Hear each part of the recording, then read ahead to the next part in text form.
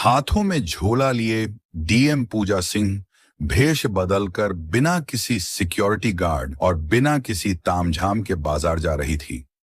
वह खुद अपनी आंखों से देखना चाहती थी कि सिस्टम आम लोगों के साथ कैसे काम करता है। घूमते घूमते उसकी नजर एक पानी पूरी के ठेले पर पड़ी, जो एक शंभू नाम के अधेड़ उम्र का आदमी तेजी से पानी पूरियां भर भर कर ग्राहकों को दे रहा था।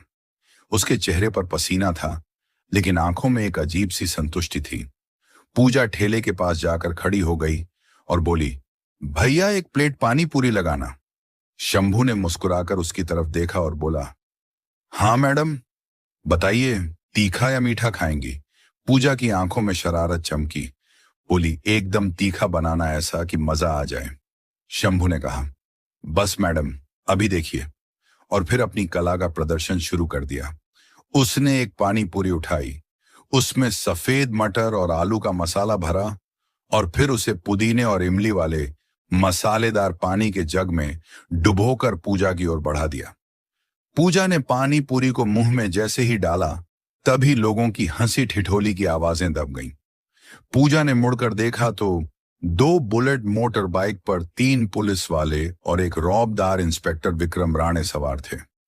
उनकी मोटरसाइकिल ठीक इनके ठेले के सामने आकर रुकी।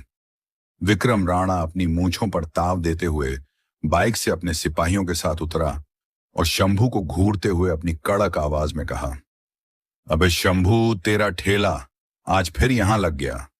कितनी बार बोला है कि सड़क पर धंधा नहीं करना है, लेकिन तू तो सुधरने का नाम ही नहीं ले रहा है। शंभू का खिला हुआ चेहरा पल भर में मुरझा गया। उसने घबराते हुए अपने दोनों हाथ जोड़ लिए। साहब, गरीब आदमी हूं, बच्चों को पालना है, थोड़ा साइड में ही तो लगाया है। साहब, किसी को तकलीफ नहीं हो रही। इंस्पेक्टर विक्रम राणे जोर से हंसा। तकलीफ नहीं हो रही? तू हमें सिखाएगा कि तकलीफ हो रही है या नहीं, और इस हफ्ते का हिस्सा कहां है? लगता है धंधा ज्यादा अच्छा चल रहा है, तभी दिमाग खराब हो गया है। शंभू बिलगिड़ाने लगा। नहीं साहब, ऐसी बात नहीं है। अभी बोहनी भी ठीक से नहीं हुई है। शाम तक जो भी बनेगा मैं थाने में पहुंचा दूंगा साहब। इंस्पेक्टर विक्रम राणे की आंखें गुस्से से लाल हो गईं और बोला, शाम तक हमें बेवकूफ समझा है क्या? तू हमें शाम तक इंतजार कराएगा? शंभू डरते हुए बोला, नहीं साहब, मेरा वो मतलब नहीं था। शंभू कुछ और कहता, उससे पहले ही कांस्टेबल पाटिल ने आगे बढ़कर ठेले पर रखे पानी के जग को उठाकर सड़क पर फेंक दिया। मसालेदार पानी सड़क पर फैल गया और फिर इससे पहले कि कोई कुछ समझ पाता, इंस्पेक्टर विक्रम राणे ने अपनी भारी भरकम लात शंभू के ठेले पर दे मारी, जिससे पूरा ठेला पलट गया। उबले हुए आलू, मटर चटनी सब सड़क पर बिखर गए। सैकड़ों पानी पूरियां जमीन पर गिरकर गंदे पानी में लथपथ हो गईं। शंभू की दिन भर की मेहनत, उसकी बेटी के डॉक्टर बनने का सपना, सब उस गंदी सड़क पर बिखरा पड़ा था। शंभू जमीन पर बैठकर अपनी बिखरी हुई पूरियों को देख रहा था और उसकी आंखों से आंसू बह रहे थे। ये सब देखकर पूजा सिंह का खून खौल उठा।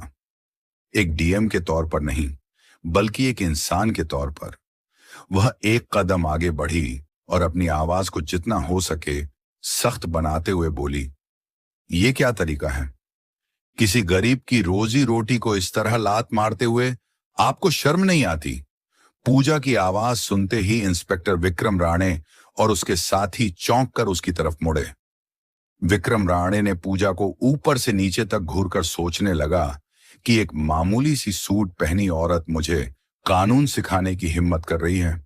विक्रम राणा हंसते हुए बोला, ओहो, तो देखो जरा आज समाज सेवा करने कौन आया है। अरे मैडम, तुम कौन हो?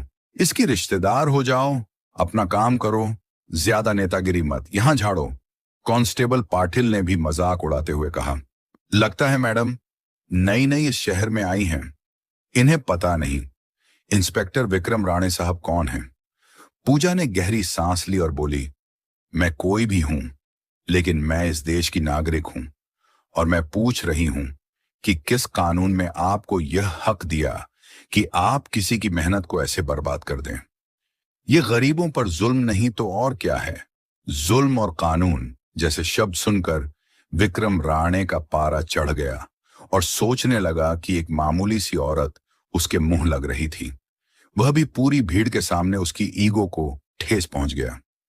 उसका चेहरा गुस्से से तमतमा गया और चिल्लाते हुए बोला, रुक, तुझे अभी कानून सिखाता हूं।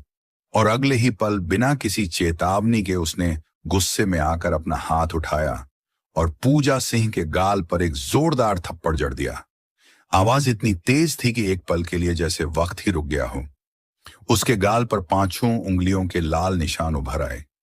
कान में एक अजीब सी झनझनाहट होने लगी। भीड़ अवाक थी। लोगों की आंखें फटी की फटी रह गईं। कोई यकीन नहीं कर पा रहा था कि एक पुलिस वाले ने खुले बाजार में एक औरत पर हाथ उठा दिया। शंभू तो जैसे सदमे में चला गया था, लेकिन पुलिस वालों को इससे कोई फर्क नहीं पड़ा। वे जोर जोर से हंसने लगे और बोले, बढ़िया है, बड़ी कानून सिखाने आई थी। विक्रम राणे ने अपनी हथेली झाड़ते हुए कहा। अब पता चला पुलिस से जुबान लगाने का नतीजा। पूजा ने अपना गाल सहलाया। उसे दर्द से ज्यादा बेइज्जती महसूस हो रही थी, लेकिन उसके अंदर का गुस्सा अब एक गर्म संकल्प में बदल चुका था।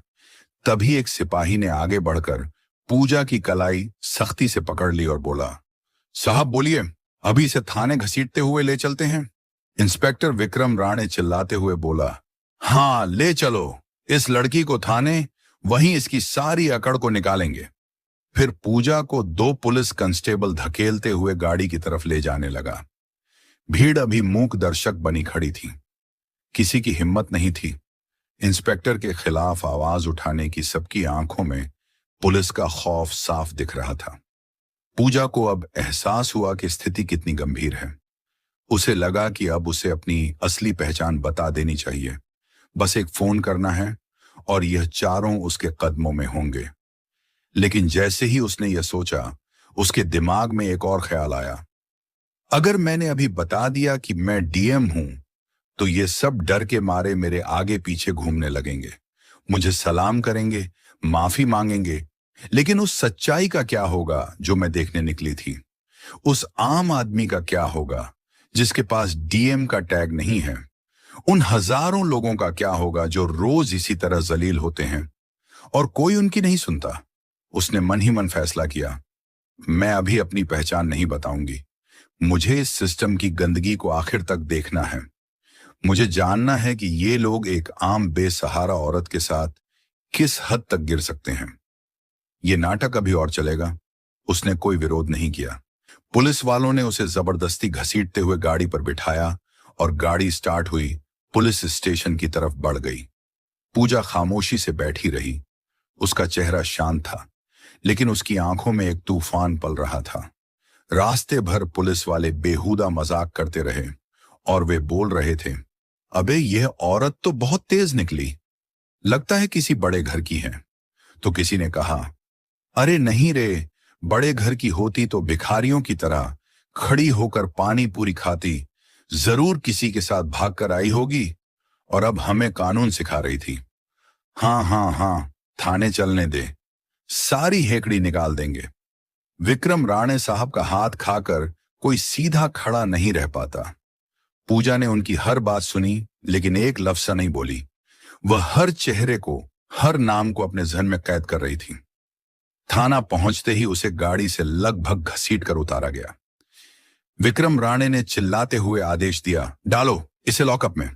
एक महिला कांस्टेबल, जो शायद नाम की महिला थी, पूजा को पकड़ा और उसे औरतों के लॉकअप की तरफ धकेल दिया और बाहर से लोहे का दरवाजा बंद कर दिया। लॉकअप के भीतर का माहौल किसी नर्क से कम नहीं था। एक छोटा सा घुटन भरा कमरा, कोनों में गंदगी जमा थी। एक बदबूदार कंबल एक कोने में फेंका हुआ था। वहां पहले से ही दो और औरतें सहमी हुई बैठी थीं। एक की उम्र करीब 40 के आसपास थी, उसका नाम लक्ष्मी था, और दूसरी एक 24 उम्र की लड़की थी, उसका नाम रीना था। पूजा को देखकर लक्ष्मी ने सहमी हुई आवाज में पूछा, बहन तुझे क्यों पकड़ा, क्या किया तूने? पूजा ने एक गहरी सांस ली। उसके गाल पर अभी जलन हो रही थी। उसने हल्की मुस्कान के साथ जवाब दिया, मैं एक गरीब की मदद करने की गलती कर दी। लक्ष्मी ने एक ठंडी आह भरी, गरीब, हम गरीबों के लिए इस देश में कोई जगह नहीं है बहन। यहां कानून सिर्फ अमीरों के लिए है। देख लेना, अगर तेरे पास पैसे नहीं हैं या कोई बड़ी जान पहचान नहीं है तो यह तुझे बहुत सताएंगे। रीना, जो अब तक चुप थी, रोते हुए बोली, दीदी ये लोग बहुत बुरे हैं। मैंने बस अपनी पसंद के लड़के से शादी करने की सोची थी। मेरे घर वालों ने ही मुझे पुलिस से पकड़वा दिया। ये लोग मुझे सुबह से पीट रहे हैं, कह रहे हैं कि कबूल कर कि तूने चोरी की है। पूजा का दिल दहल गया। ये थी जमीनी हकीकत, ये था वह सिस्टम जिसकी वह मुखिया थी। कुछ देर बाद इंस्पेक्टर विक्रम राणे खुद लॉकअप के पास आया। वह पान चबा रहा था। उसने लॉकअप की सलाखों से पूजा को घूरते हुए कहा, तो मैडम, समाज सुधारक कैसा लगा हमारा सरकारी मेहमान खाना? पूजा ने बिना डरे उसकी आंखों में आंखें डालकर कहा, इंस्पेक्टर, तुमने अच्छा नहीं किया। तुमने अपनी वर्दी का अपमान किया है। विक्रम राणे जोर से थूका, वर्दी का पाठ मुझे मत पढ़ा। चुपचाप इस कागज पर साइन कर दे। इसमें लिखा है कि तूने सरकारी काम में बाधा डाली और नशे में धुत होकर हंगामा किया। साइन कर और दफा हो जाए यहां से। पूजा ने कागज की तरफ देखा और बोली, मैं किसी झूठे कागज पर साइन नहीं करूंगी। मैंने कोई गलती नहीं की है। विक्रम राणे हंसा और बोला, नहीं करेगी तब ठीक है, यहीं सर मच्छर काटेंगे, तब अक्ल ठिकाने आएगी। फिर उसने गंदी मुस्कान दी और बोला, दूसरा तरीका भी है हमारे पास। पूजा समझ गई कि उसका इशारा किस तरफ है। उसे घिन आ रही थी। पूजा ने कहा, जो करना है कर लो, मैं साइन नहीं करूंगी। ठीक है। उसके बाद विक्रम राणे ने गुस्सा हो गया और बोला, पाटिल, इसे अंदर ले जाओ और इसे अच्छे से समझाओ कि पुलिस की बात ना मानने का अंजाम क्या होता है। पूजा का दिल एक पल के लिए जोर से धड़का। 2 सिपाही लॉकअप के अंदर आए। चल बाहर निकल। पूजा अपनी जगह से नहीं हिली। वह बोली, मैंने कहा ना, मैं बेकसूर हूं। अचानक एक सिपाही ने आगे बढ़कर पूजा के बालों को जोर से पकड़कर खींचा। अबे सुनती नहीं है क्या, साहब बुला रहे हैं। दर्द की एक तेज लहर पूजा के सिर से होती हुई पूरे बदन में दौड़ गई। उसका सिर पीछे की ओर झुक गया। छोड़ो मुझे, ये तुम गलत कर रहे हो, वो चिल्लाई। सिपाही ठहाका लगाकर बोला, बड़ी आई न्याय की देवी, यहां हमारा कानून चलता है, समझे। उन्होंने पूजा को जबरदस्ती घसीटते हुए लॉकअप से बाहर निकाला और एक छोटे अंधेरे कमरे में ले जाकर जमीन पर धक्का दे दिया। पूजा जमीन पर गिर पड़ी। उसकी सूट का पल्लू खुल गया था। इंस्पेक्टर विक्रम राणे भी उस कमरे में आया। उसके हाथ में एक लकड़ी की मोटी छड़ी डंडा थी। अब बता, उसने डंडे को अपनी हथेली पर मारते हुए कहा, साइन करती है या यह डंडा तेरी सारी समाज सेवा निकाल दे। पूजा ने सिर उठाकर उसकी आंखों में देखा। उसका खून खौल रहा था। यह बर्बरता की हद थी। पूजा ने अपनी आवाज में जितनी ताकत थी उतनी बटोर कर कहा, मारो मुझे, लेकिन याद रखना, हर एक चोट का हिसाब देना होगा तुम्हें। विक्रम राणे हंसा, हाँ हाँ हाँ, कौन लेगा हमसे हिसाब? तू एक सड़क छाप औरत लेगी? अब देख, तुझे दिखाता हूं कि तू कितनी नेतागिरी करती है। इतना कहा और अपना डंडा हवा में उठाया। पूजा ने आंखें बंद कर लीं। उसे लगा कि अब अपनी पहचान बता देने का वक्त आ गया है। लेकिन तभी बाहर से किसी के तेज कदमों की आहट आई। दरवाजा जोर से खुला। एक दूसरा पुलिस अफसर एसीपी रैंक का अंदर आया और बोला, यहां क्या हो रहा है? विक्रम राणे, ये औरत कौन है और ये शोर कैसा? विक्रम राणे हड़बड़ा गया। उसने डंडा झट से पीछे छुपा लिया। सर, ये औरत बहुत बदतमीज है। सड़क पर हंगामा कर रही थी, सरकारी काम में बाधा भी डाल रही थी। एसीपी ने संदेह भरी नजरों से विक्रम राणे को घूरा। तो तुम इस पर बल प्रयोग कर रहे हो? एक औरत पर? विक्रम राणे घबरा गया। नहीं सर, वह ये बहुत चालाक है। सर, मान ही नहीं रही थी। पूजा ने एसीपी की आंखों में सीधे देखा और बोला, ऑफिसर, अगर आपको कानून की जरा भी समझ है तो आप जानते होंगे कि बिना किसी महिला कांस्टेबल की मौजूदगी के रात में एक महिला को इस तरह प्रताड़ित करना गैरकानूनी है। एसीपी कुछ पल चुप रहा। उसे लगा कि यह औरत आम नहीं है। इसके बात करने का तरीका, इसकी आंखों में डर की जगह गुस्सा कुछ तो अलग था। उसने इंस्पेक्टर विक्रम राणे को घूरते हुए पूछा, बिना सबूत के इसे बंद क्यों किया है? इंस्पेक्टर विक्रम राणे झिझकते हुए बोला। सर वो गवाह हैं। एसीपी ने गहरी सांस ली। वो शायद और पचड़े में नहीं पड़ना चाहता था। उसने पूजा की ओर देखा और कहा, ठीक है, इसे वापस लॉकअप में डालो। सुबह मजिस्ट्रेट के सामने पेश कर देना और राणे कोई तमाशा नहीं होना चाहिए। इंस्पेक्टर विक्रम राणे ने नाखुशी से सिर हिलाया। पूजा को वापस लॉकअप में डाल दिया गया। वह बच गई थी कम से कम अभी के लिए, लेकिन उसका संकल्प और मजबूत हो गया था। आधी रात को उसे खाने के नाम पर 2 बासी रोटियां और पानी जैसी दाल दी गई जिसे शायद कोई जानवर भी न खाता, और उसे एक बदबूदार गंदा कंबल दिया गया। पूरी रात मच्छर उसे काटते रहे। लक्ष्मी और रीना के सिसकने की आवाजें आती रहीं। पूजा सो नहीं पाई। वह बस सोचती रही। यह रात उसके लिए एक सबक थी। यह रात उसे बता रही थी कि उसका काम कितना मुश्किल है। यह रात उसके डीएम होने का असली इम्तिहान ले रही थी। अगली सुबह जब सूरज की हल्की किरणें लॉकअप की छोटी सी खिड़की से अंदर आईं, तो पूजा के बदन में सख्त जमीन पर सोने से अकड़न हो चुकी थी। गाल पर थप्पड़ का निशान अब नीला पड़ गया था। तभी इंस्पेक्टर विक्रम राणे फिर से आया। उसके चेहरे पर वही घमंड था और उसने घमंड से कहा, अबे आज तेरी किस्मत अच्छी है। चल तेरी जमानत हो गई। पूजा चौंक गई। जमानत? मेरी जमानत किसने कराई इंस्पेक्टर? विक्रम राणे हंसा। कोई पत्रकार है, कल रात का तमाशा किसी ने उसे बता दिया होगा। तेरे जैसे लोगों को बचाने के लिए कोई ना कोई मूर्ख आ ही जाता है। चल निकल यहां से। पूजा को लॉकअप से बाहर निकाला गया। बाहर पुलिस स्टेशन के वेटिंग एरिया में एक नौजवान लड़की कैमरा लिए खड़ी थी। वह शायद कोई लोकल न्यूज चैनल की रिपोर्टर थी। उसका नाम मीरा था। मीरा ने शायद शंभू से या भीड़ में से किसी से खबर पाली थी। मीरा ने पूजा को देखते ही अपना कैमरा ऑन कर दिया। मैडम, आप पर क्या आरोप लगाया गया है? इससे पहले कि मीरा अपना सवाल पूरा करती, कांस्टेबल पाटिल ने उसे धकेल दिया। एक कैमरा बंद कर, चल भाग यहां से। ये पुलिस स्टेशन है, कोई न्यूज रूम नहीं। इंस्पेक्टर विक्रम राणे भी बाहर आ गया और बोला, चल बे औरत, निकल यहां से। जमानत मिल गई ना, अब ज्यादा तमाशा मत कर। पूजा वहीं खड़ी रही। उसकी नजरें थाने में इधर उधर घूम रही थीं।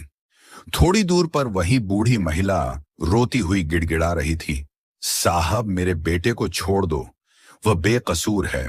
लेकिन वहां बैठा दरोगा उसे धमका रहा था, भाग यहां से बुढ़िया, वरना तुझे भी पोते के साथ अंदर डाल दूंगा। यह देखकर पूजा का सब्र का बांध टूट गया। बस बहुत हो गया। इंस्पेक्टर विक्रम राणे ने पूजा को घूरते हुए कहा, खड़ी क्यों है, दफा हो जा। पूजा ने गहरी सांस ली। वह धीरे से इंस्पेक्टर विक्रम राणे की तरफ मुड़ी। उसकी आवाज ठंडी शांत, लेकिन किसी तेल की तरह सख्त थी। इंस्पेक्टर विक्रम राणे, जो उसे दफा हो जा कहने वाला था, एक पल के लिए चिटक गया। इसे मेरा पूरा नाम कैसे पता? पूजा ने अपनी नजरें कांस्टेबल पाटिल पर गड़ाई। कांस्टेबल अशोक पाटिल। फिर उसने बाकी 2 सिपाहियों को देखा, कांस्टेबल मोरे और कांस्टेबल शिंदे। अब चारों के चेहरे पर हवाइयां उड़ने लगी थीं। पत्रकार मीरा भी हैरान थी। यह सब क्या हो रहा है? तभी पूजा ने अपने सूट में से एक छोटा सा साधारण सा मोबाइल फोन निकाला। यह उसका पर्सनल अनऑफिशियल फोन था। पुलिस वालों के चेहरे पीले पड़ गए। उन्हें लगा कि यह किसी को फोन करके बुला रही है। इंस्पेक्टर विक्रम राणे चिल्लाया, अबे फोन छीन ले इसका। कांस्टेबल पाटिल जैसे ही आगे बढ़ा, पूजा ने अपनी उंगली उठाकर उसे रोक दिया। उसकी आवाज में अब वो अधिकार था जो एक आम औरत में नहीं हो सकता। वह बोली, अपनी जगह पर खड़े रहो। कांस्टेबल पाटिल के कदम वहीं जम गए। पूजा ने एक नंबर डायल किया। फोन स्पीकर पर था। घंटी बजी। वह कमिश्नर ऑफिस के फोन लगा रही थी। इंस्पेक्टर विक्रम राणे और पाटिल की आंखें फटी रह गईं। पूजा ने शांत आवाज में कहा, कमिश्नर साहब से बात कराएं। कहिए पूजा सिंह लाइन पर हैं। रिसेप्शनिस्ट की आवाज घबराई हुई, आई जी। Madam 1 minute. कुछ ही सेकंड में फोन पर एक भारी आवाज आई, पूजा जी आप सब ठीक है, आपने इस नंबर पर फोन किया। पूजा की नजरें अभी विक्रम राणे पर टिकी थीं, जो पसीने से तरबतर हो रहा था और कांप रहा था। पूजा ने कहा, नहीं सर, सब ठीक नहीं है। मैं इस वक्त कोथरूड पुलिस स्टेशन में हूं। मैं यहां की मेहमान थी, रात भर आपके लॉकअप में गुजारी है। फोन के दूसरी तरफ सन्नाटा छा गया। कमिश्नर को लगा कि उन्होंने गलत सुना है। क्या आप लॉकअप में थी? मजाक कर रही हैं मैडम आप। तभी पूजा ने कहा, इंस्पेक्टर विक्रम से पूछ लीजिए सर, उन्होंने कल रात मुझ पर हाथ भी उठाया था। बाकायदा हथकड़ी लगाकर मुझे यहां लाया गया। मैं चाहूंगी कि आप तुरंत अपनी इंटरनल अफेयर्स की टीम के साथ यहां पहुंचे, और हां, एसएसपी साहब को भी साथ लेते आइएगा। यहां सिस्टम में कुछ ज्यादा ही गंदगी फैल गई है, उसे साफ करना है। जी मैडम, मैं बस 5 मिनट में पहुंच रहा हूं। मैडम, कमिश्नर की घबराई हुई आवाज आई और फोन कट गया। अब पुलिस स्टेशन में मौत जैसा सन्नाटा था। इंस्पेक्टर विक्रम राणे का चेहरा सफेद पड़ चुका था। उसके हाथ पैर कांप रहे थे। वो हकलाते हुए बोला, मैडम आप कौन हैं? पूजा सिंह ने अपनी बालों को, जो अब तक बिखरे हुए थे, उन्हें एक झटके से संवारा। वो 2 कदम आगे बढ़ी और विक्रम राणे की आंखों में आंखें डालकर बोली, मैं पूजा सिंह हूं, इस जिले की डिस्ट्रिक्ट मजिस्ट्रेट। ये 2 शब्द नहीं थे, ये विक्रम राणे और उसके साथियों के लिए मौत का फरमान थे। इंस्पेक्टर विक्रम राणे की हालत ऐसी हो गई जैसे उसे सांप सूंघ गया हो। उसके हाथ से डंडा छूटकर जमीन पर गिर गया। कांस्टेबल पाटिल तो जैसे पत्थर का बन गया था। पत्रकार मीरा का कैमरा अब भी ऑन था। उसका दिमाग घूम गया था। जिले की डीएम भेष बदलकर और उसे पुलिस ने पीटा। ये तो सदी की सबसे बड़ी खबर है। विक्रम राणे की जुबान लड़खड़ा रही थी। हमसे गलती हो गई मैडम, हमें पता नहीं था। वो घुटनों के बल जमीन पर गिरने ही वाला था कि पूजा ने अपनी आवाज से उसे रोक दिया। खड़े रहो इंस्पेक्टर। उसकी आवाज में इतना रोब था कि विक्रम राणे वहीं जम गया। ठीक 5 मिनट बाद थाने के बाहर सायरन की आवाजों का एक पूरा काफिला गूंज उठा। 1-2 नहीं, करीब आधा दर्जन गाड़ियां जोर से ब्रेक लगाकर रुकी। गाड़ियों से पुलिस के बड़े बड़े अफसर उतरे। सबसे आगे खुद पुलिस अधिकारी एसपी थे।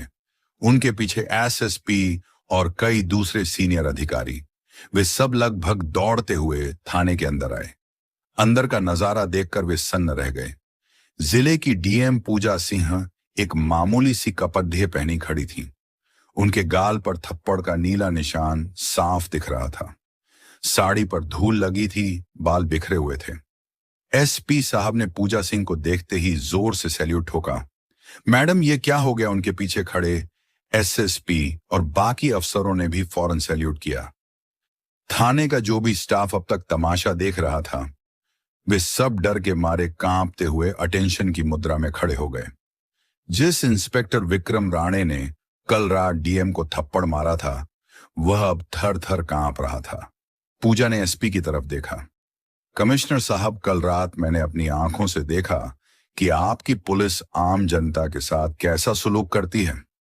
उसने शंभू के ठेले की पूरी घटना बताई और कहा, जब मैंने उन्हें रोकने की कोशिश की तो आपके इस बहादुर इंस्पेक्टर विक्रम राणे ने मुझ पर हाथ उठाया, सिर्फ इसीलिए कि मैंने एक गरीब के हक में आवाज उठाई। एसपी का चेहरा गुस्से और शर्मिंदगी से लाल हो गया। उन्होंने विक्रम राणे को घूर कर देखा। विक्रम राणे अब तक जमीन पर घुटनों के बल गिर चुका था। वह दोनों हाथ जोड़कर गिड़गिड़ा रहा था, मैडम मुझे माफ कर दीजिए, मेरे बच्चों का वास्ता है मैडम, मुझसे भूल हो गई, मैं आपको पहचान नहीं पाया। पूजा की आंखें आग उगल रही थीं। बस यही तो दिक्कत है। पूजा जोर से गरजी, तुमने मुझे इसलिए नहीं पीटा कि मैंने कोई जुर्म किया था, तुमने मुझे इसीलिए पीटा क्योंकि मैं एक आम औरत दिख रही थी। अगर मैं डीएम नहीं होती तो क्या तुम मुझे कल रात उस कमरे में मारते पीटते? क्या तुम मुझे झूठे केस में फंसाकर जेल भेज देते? बोलो। विक्रम राणे के पास कोई जवाब नहीं था। वह बस माफ कर दो मैडम रट रहा था। पूजा ने लॉकअप में बंद लक्ष्मी और रीना की तरफ इशारा किया। कमिश्नर साहब, उन औरतों का क्या क्या, उनका कोई हक नहीं है। ये पूरा थाना ये आपकी नाक के नीचे जुल्म का अड्डा बना हुआ है। पत्रकार मीरा ये सब रिकॉर्ड कर रही थी। ये पूरा ड्रामा लाइव जा रहा था। पूजा ने सख्त हास्त लहजे में आदेश दिया, कमिश्नर साहब, इंस्पेक्टर विक्रम राणे, कांस्टेबल अशोक पाटिल और उनके साथ कल रात ड्यूटी पर मौजूद उन 2 सिपाहियों को मैं इमीडिएट इफेक्ट तत्काल प्रभाव से सस्पेंड करने का आदेश देती हूं। और सिर्फ सस्पेंशन नहीं, पूजा ने कहा, इन सब के खिलाफ FIR दर्ज होगी, मुझ पर हाथ उठाने के लिए, सरकारी काम में बाधा डालने के लिए, जो असल में मैं नहीं, ये डाल रहे थे। एक महिला को रात भर गैरकानूनी तौर पर हिरासत में रखने, धमकाने और जबरदस्ती करने की कोशिश करने के लिए।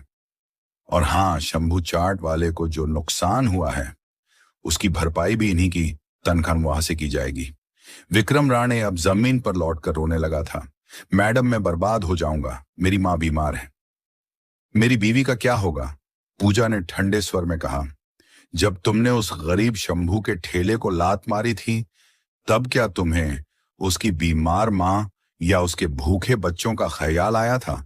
जब तुमने मेरे गाल पर थप्पड़ मारा, तब क्या तुम्हें अपनी बीवी की इज्जत याद आई थी? पूरे पुलिस स्टेशन में गहरा सन्नाटा छा गया। आज पहली बार कानून ने अपनी असली ताकत दिखाई थी। पूजा सिंह ने SP को निर्देश दिया, सबसे पहले लक्ष्मी और रीना दोनों को तुरंत रिहा किया जाए और उनके केस की फाइल मेरे ऑफिस भिजवाई जाए। मैं खुद देखूंगी कि उन्हें इंसाफ मिले। इसके बाद पूजा थाने से बाहर आई। बाहर अब तक मीडिया की कई और गाड़ियां और आम लोगों की भारी भीड़ जमा हो चुकी थी। शंभू भी वहां खड़ा था, अपनी आंखों में आंसू लिए।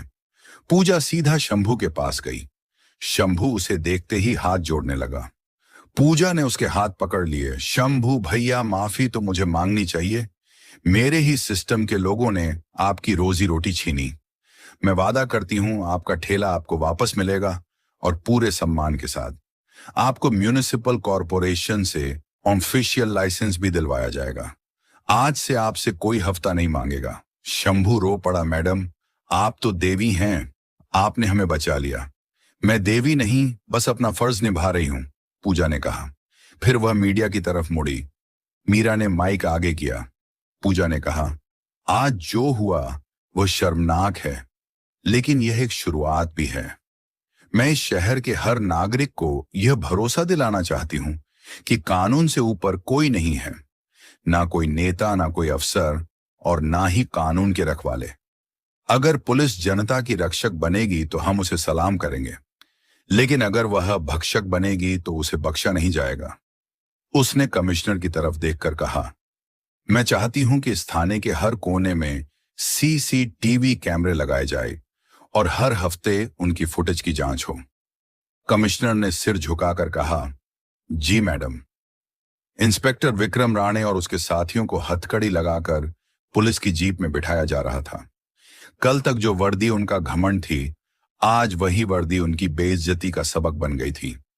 उनकी नौकरी, उनकी इज्जत, सब एक रात में खत्म हो गया था। पूजा सिंह अपनी सरकारी गाड़ी की तरफ बढ़ी। वह थकी हुई थी, उसके गाल पर दर्द था, लेकिन आज उसके दिल में एक गहरा सुकून था। ऐस बड़ी ही दफ्तर से नहीं, बल्कि जमीन से जुड़कर उसने आज सिस्टम की एक बड़ी ले ली। गंदगी को साफ किया था। गाड़ी स्टार्ट हुई। पूजा ने शीशे से बाहर देखा। लोग उसकी जय जयकार कर रहे थे। शंभू उसे हाथ जोड़कर विदा कर रहा था। पूजा ने आंखें बंद कर ली। यह लड़ाई लंबी थी। यह सिर्फ एक रानी की कहानी नहीं थी। यह उस पूरे सिस्टम को बदलने की लड़ाई थी जिसकी जिम्मेदारी अब उसके कंधों पर थी, और वह इस जिम्मेदारी को निभाने के लिए पूरी तरह तैयार थी। पुणे की वह सुबह एक आम सुबह नहीं थी। वह एक नई उम्मीद, एक नए इंसाफ की सुबह थी। तो दोस्तों, यह कहानी केवल मनोरंजन और शिक्षा के उद्देश्य से बनाई गई है। इसमें दिखाए गए सभी पात्र, घटनाएं और संवाद काल्पनिक हैं। किसी भी वास्तविक व्यक्ति, संस्था या घटना से इनका कोई संबंध नहीं है। कृपया इसे केवल कहानी के रूप में देखें और इसका आनंद लें। हम किसी की भावनाओं को ठेस पहुंचाना नहीं चाहते। हेलो दोस्तों, आज की ये वीडियो बिल्कुल AI की मदद से बनाई गई है। इस वीडियो में हमने बताया है कि ज़िंदगी एक खुशगवार गुजारने का नाम है, ना कि जुल्म सहना। जुल्म सहने से बेहतर है कि हक़ के ख़िलाफ़ आवाज़ उठानी चाहिए और अपना हक़ लेना चाहिए। तो आज की हमारी वीडियो आपको कैसी लगी कमेंट में ज़रूर बताइएगा। वीडियो को एक लाइक और शेयर करना ना भूलें और हमारे चैनल को भी सब्सक्राइब कर दें। शुक्रिया।